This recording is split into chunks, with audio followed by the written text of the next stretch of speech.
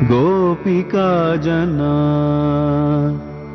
प्रमद संकुलाः कृष्णा पंकजे क्षणा अमृतधारया कृष्णा संप्लुता इव स्तिमिततां कृष्णा ददुस्त्वत्पुरोगताः।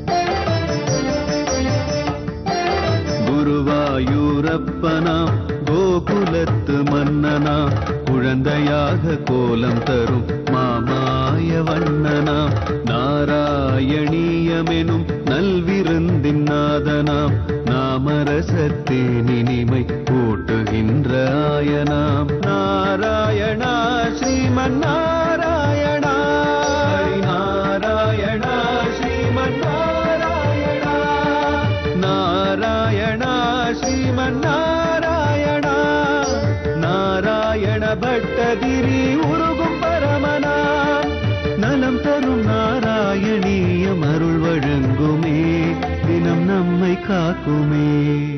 மைதிலி குச்சபூஷணாமல நீலமௌத்திகமேஸ்வரமோ ராவணானுஜபாலனோ ரகுபுங்கவம் மம தெய்வதமோ நாகரீ வனிதானனம்புஜ போதனீய திவாகரோ சூரியவம்ச விவர்தனோ பிரணமாமி ராகவ குஞ்சரமோ.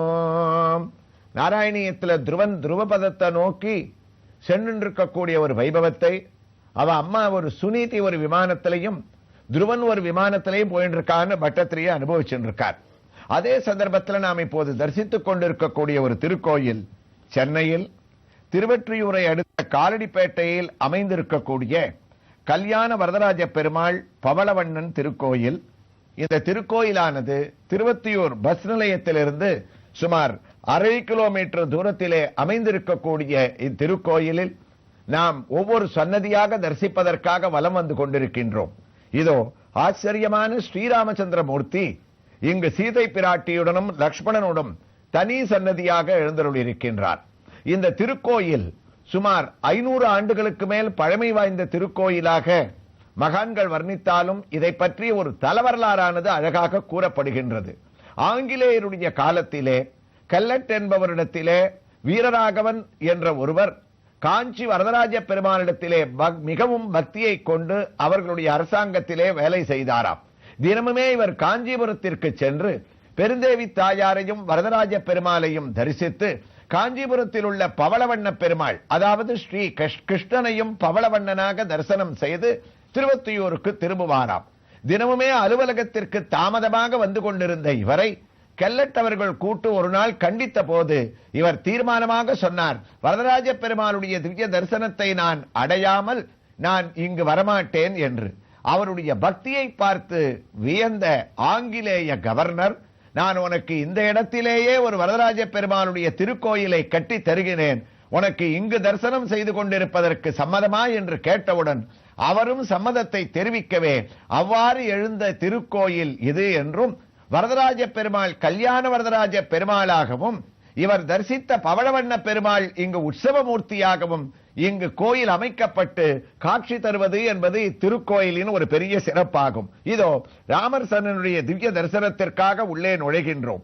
முகப்பிலே அழகான சுதை வடிவத்திலே பகவான் யானையின் துயரம் தீர புல்லூர்ந்து சென்ற கஜேந்திர மோட்சத்தை நாம் தரிசிக்கின்றோம். அது மட்டுமா, ராமர் லக்ஷ்மணர் சீதை ஆஞ்சநேயர் சகிதமாக சுதையாக நமக்கு முகப்பிலே காட்சியளிக்க இதோ உள்ளே நுழைந்து விட்டோம்.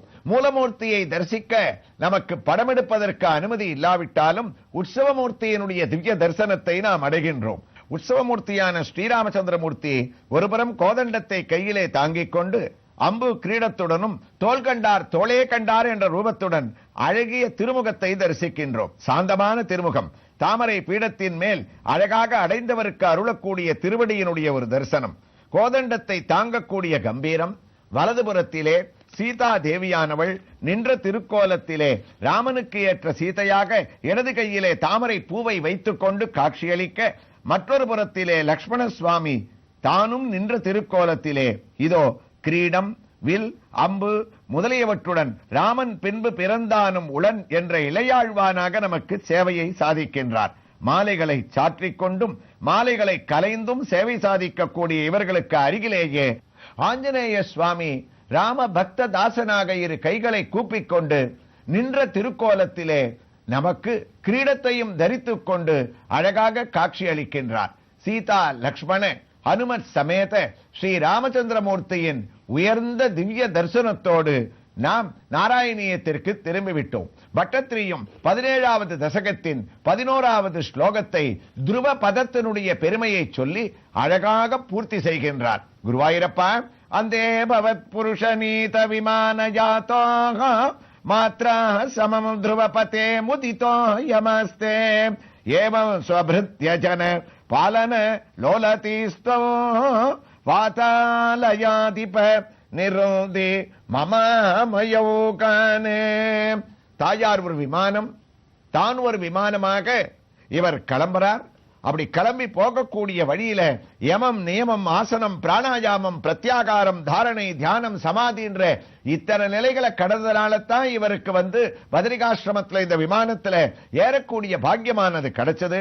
அப்ப நிஷ்காமியமான கர்மங்களை அனுஷ்டிக்க கூடியவா எந்த மார்க்கத்துல போவாளோ அந்த மார்க்கத்துல இந்த விமானத்துல வாழ அழிச்சுட்டு போறா அந்த தேவதைகள். அதாவது முதல்ல அக்னிர் ஜோதி என்ற ஒரு தேவதை இந்த விமானத்தை வரவேற்று சுக்லபக்ஷ தேவதையினிடத்தில் இவர்களை கொண்டு போய் விடுறாளாம்.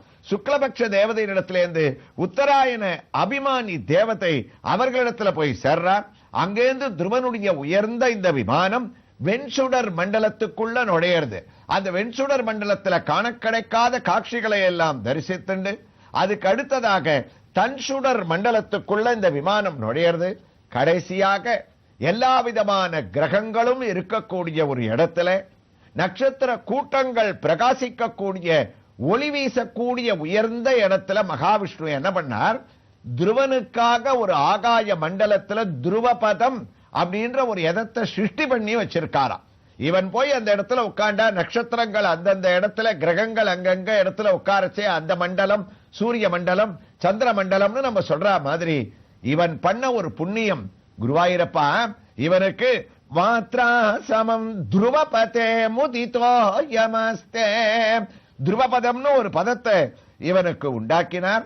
அந்த இடத்துல துருவ நட்சத்திரமாக நீ பிரகாசிப்ப அப்படின்னு ஒரு பெரிய அருளை அவனுக்கு வாரி வழங்கினார்.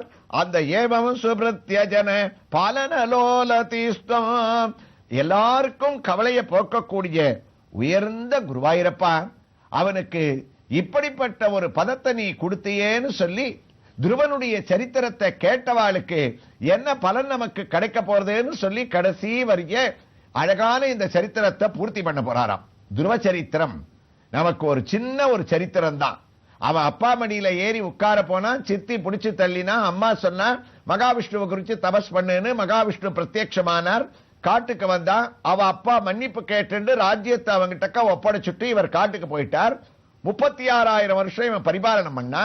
கெட்ட எண்ணத்தை நினைச்ச சித்தியான சுருசியும் இவனுடைய சுருச்சியனுடைய பிள்ளையான உத்தமனும் காட்டுத்தீயில அவ மாண்டு போன. அவளை துரத்திட்டு போய் யக்ஷர்களோட சண்டை போட்ட குபேரனிடத்துல இவன் குபேரன் தனக்கு வரம் கிடைக்கும்படியாக பண்ணா. கடைசியில இப்ப பத்ரிகாசிரமத்துக்கு விமானத்துல துருவபதத்தை அடைஞ்சுட்டா. இதான் ஒரு சின்ன கதை. ஆனா இதுல நமக்கு மகான்கள் காட்டக்கூடிய ஒரு நீதி இருக்க. யுகங்களை கடந்தா கூட இது போன்ற ஒரு புராணங்கள் நமக்கு கதையை விட என்ன சொல்றதுன்னு நம்ம பார்த்தமான தாயோட ஆசீர்வாதம் ஒருத்தனுக்கு இருந்ததுன்னு சொன்னால் தெய்வ தரிசனத்தை கூட அந்த தாயோட ஆசியானது அளிக்கும்னு சுனீதியினுடைய ஆசியை பெற்றதுனால துருவனுடைய கதையை நம்ம புரிஞ்சுக்கிறோம். அது மாத்திரம் இல்ல, யாரையும் உலகத்துல நம்ம தவறா மதிப்பிடக்கூடாது, தவறா எடை போடக்கூடாது.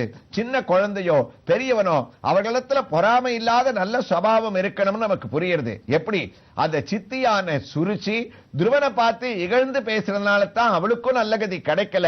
துருவனுடைய ஒரு பக்தி அவ எடை போடல. அதை விட உத்தானபாத மகாராஜா கடமையிலேந்து தவறினான். குழந்தை மடியில உட்கார்ந்த போது சித்தி பிடிச்சு தள்ளின போது இவன் கோவிச்சுக்கல. அவ சொன்னதை ஆதரிச்சான். அதனால அவனுக்கு என்னாச்சு? மனக்கலக்கம், வருத்தம், ராஜ்யத்தையே துறக்க வேண்டிய நிலைமை அவனுக்கு ஏற்பட்டதாம். எல்லாத்த விட துருவன் நமக்கு காமிச்சிய ஒவ்வொரு கதாபாத்திரமும் இருக்க இந்த புராணத்துல சுருச்சி மூலமாக ஒரு நீதி, சுநீதி மூலமாக, உத்தானபாதன் மூலமாக, உத்தமன் சுருச்சியனுடைய பிள்ளை.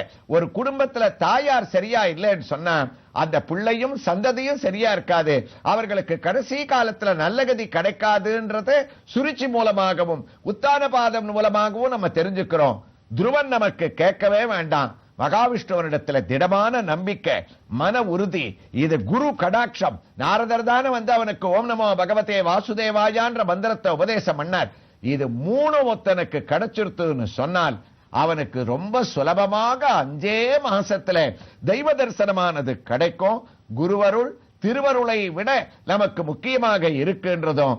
கடைசியா சரித்திரம் முடிகிற சமயத்துல துருவன் யக்ஷர்களோட சண்டை போட்ட போது பெரியவரான மனு மகாராஜாவே வந்து கோபத்தை விடு, சண்டையை விடுன்னு சொட்ட போது துருவன் பெரியவர் சொன்னதை கேட்டானா. அதனால வீட்டுல பெரியவர்கள் சொல்றதை கேட்கணும்ன்ற ஒரு நீதி. அதனால இவனுக்கு துருவ பதம். எல்லாத்த விட குபேரன் வந்து கைய கூப்பின்னு உனக்கு என்ன வேணாலும் கொடுக்கிறேன், எத்தனை ஐஸ்வர்யம் வேணும்னு கேட்க போது எனக்கு எந்த ஐஸ்வர்யமும் வேண்டாம், மகாவிஷ்ணுவனிடத்துல பக்தி மாறாம இருக்கணும், ஓம் நமோ பகவதே ஆன்ற வாசுதேவாயா அப்படின்ற அந்த ஒரு மந்திரம் இருக்கே அது மறக்காம இருக்கணும்னு. எத்தனை செல்வங்கள் வந்தாலும் அதுக்கு நம்ம அடிபணியாமல் பகவத் செல்வம் தான் உயர்ந்த செல்வம்ன்ற ஒரு சிந்தனையோட இருக்கணும்னு இந்த சரித்திரத்துல நம்ம நீதிகளை சொல்லிண்டே போனோம்னா எவ்வளவுனா சொல்லிட்டு போலாம். கதை சின்னதா இருந்தா கூட ஒவ்வொரு பாத்திரம் கதாபாத்திரம் மூலமாக நாம் தெரிஞ்சுக்க வேண்டிய ஒரு வைபவங்கள் இருக்கே அவ்வளவு அழகா நமக்கு அனுப்பிச்சு கொடுத்திருக்கார் துருவ சரித்திரத்துல. அதனால தான் பட்டத்திரியும் அழகா பூர்த்தி பண்றாராம். குருவாயூரப்பா, இப்படிப்பட்ட இந்த உத்தமமான சரித்திரத்தை ஏமம் சுப்ரத்யஜன பாலனலோலதிஸ்தம் வாதாலயாதிப நிருதி மமாமயௌகானே, இந்த ஒரு திவ்யமான வைபவத்தை யார் வீட்டுல உட்கார்ந்து தொலைக்காட்சி மூலமாக கூட இந்த ஓம் நமோ பகவதே வாசுதேவாயான்ற மந்திரத்தை பார்த்து படிச்சுட்டே சொல்லி இருந்தாலும், இந்த கதையை கேட்டிருந்தாலும், ஒழிவிலா ஊழி ஊழி உலவிலா பதம் சென்றுற்ற அழிவில் சீர் துருவன் காதை அஞ்சவி நிரப்ப பெற்றோர் விழுநிதி குப்பையெய்தி வெண்ணகை கனிவாய் மைந்தர் மழலையில் தேற்றல் மாந்தி மகிழ்ந்து வீடு எய்துவாரால் செவ்வை சூடுவார் பலன் சொன்னாராம். இவர்களுக்கு போரும் போருன்ற அளவுக்கு ஐஸ்வர்யம் இருக்கும், பகவத் பக்தியானது ஏற்படும். எல்லாத்த விட குடும்பத்துல கலகம் இருக்காது, அந்த குடும்பத்துல ஒரு மகிழ்ச்சியானது துருவனுடைய கதையை கேட்டவர்களுக்கு ஏற்படும்னு சொன்னார். அதே தான் பாகவதமும் முடிக்கச்சே தன்யம் யசஸ்யம் ஆயுஷ்யம் புண்ணியம் ஸ்வஸ்த்யஜனம் மகத் ஸ்வர்க்யம் திரவ்யம் சௌமனஸ்யம் பிரசஸ்யம் அகமர்ஷனம், என்னென்ன பலன்கள் நமக்கு கிடைக்கணும்னு நினைக்கிறோமோ அதையெல்லாம் இந்த துருவ சரித்திரத்தை சிரவணம் பண்றதுனால பௌர்ணமியிலையோ சதுர்தசியிலையோ துவாதசியிலையோ திருவோண நட்சத்திரத்திலேயோ சப்தமியிலையோ மாத பிறப்பிலையோ கண்டிப்பா இதுக்குள்ள ஏதாவது ஒரு நாள் நம்முடைய நலம் தரும் நாராயணியத்துல நிச்சயமா இந்த கதையை நம்ம கேட்டிருப்போம். அதனால இந்த பலன் நமக்கு கிடைக்கும் அப்படின்றதுல நிச்சயமான ஒரு நம்பிக்கை உண்டு. இந்த ஒரு பலனை குருவாயூரப்பா என்னுடைய வியாதியை மாத்திரம் போக்கினா போராது, இந்த பலனையும் நீ அளிக்கணும்னு துருவ சரித்திரத்தை பூர்த்தி பண்றார் நாராயண பட்டத்திரி.